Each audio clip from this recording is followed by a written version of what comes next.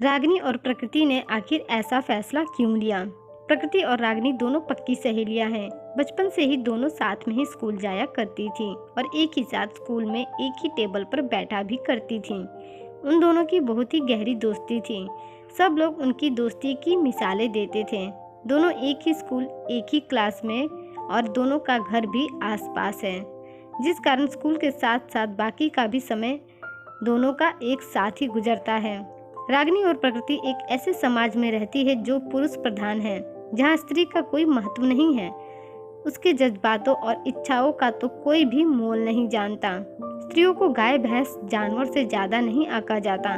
रागिनी और प्रकृति ने हमेशा अपनी माँ, बहन, भाभी तथा अन्य आस पड़ोस की स्त्रियों को घरेलू हिंसा का शिकार होते हुए देखा था। मार खाना, शोषित होना तो उनकी दिनचर्या में शामिल था। यह सब देखना तो अब उनकी दिनचर्या का हिस्सा था। यह सब देखना तो अब उनकी दिनचर्या में शामिल हो चुका था। वह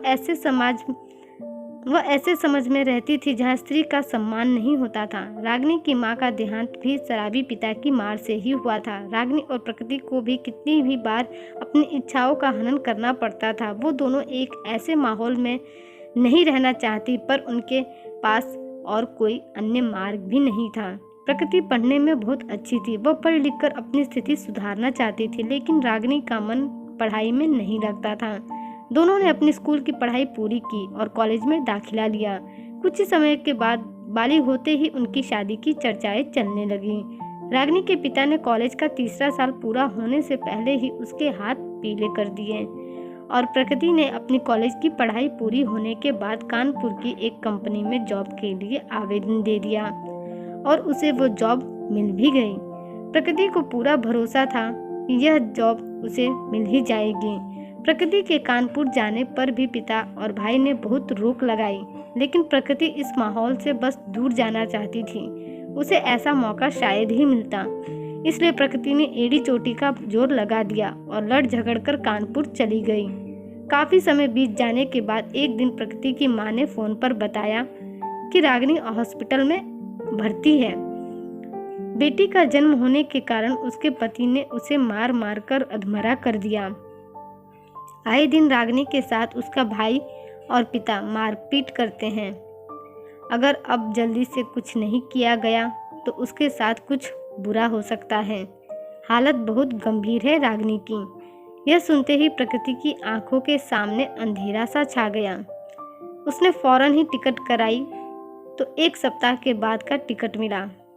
एक हफ्ते बाद वो गांव पहुंचकर रागिनी से मिली। दोनों बचपन की सहेलियां एक दूसरे को देखकर फूट फूट कर रोने लगीं।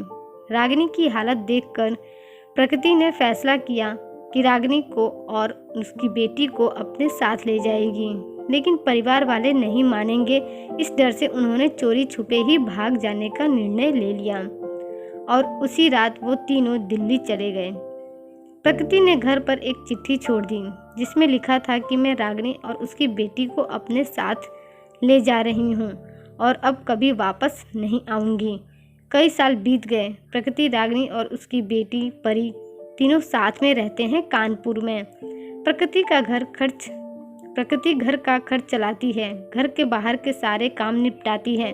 वहीं रागिनी अपनी बेटी का ख्याल रखती है और पूरे घर की जिम्मेदारी निभाती है। प्रकृति ने शादी नहीं की और रागिनी ने भी दोबारा शादी नहीं की। दोनों के मन में पुरुषों के प्रति नफरत घर कर गई है। वे आपस में ही खुश हैं। दोनों की इच्छा बस परी को अच्छे से शिक्षित करके अपने पैरों पर खड़ा करने की है। समाज इनके रिश्ते को नहीं समझता। उन्हें लगता है कि वे समलिंगी हैं, पर लोग क्या जाने कि वो समान लिंग वाले इंसान से प्यार नहीं बल्कि विपरीत लिंग वाले इंसान से नफरत करती हैं। शायद ही कोई इनके इस अनोखे रिश्ते को समझ पाएगा। जीवन में ऐसी परिस्थितियाँ आती जाती हैं जिससे हमारे मन में ऐसी खटास भर जाती है कि फिर हम उससे कभी बाहर नहीं निकल पाते हैं। ठीक ऐसी ही खटास रागिनी और प्रकृति के जीवन में भी भर चुकी थी पुरुषों के प्रति। इसलिए उन्होंने कभी भी शादी करके अपना जीवन बसाने के बारे में नहीं सोचा।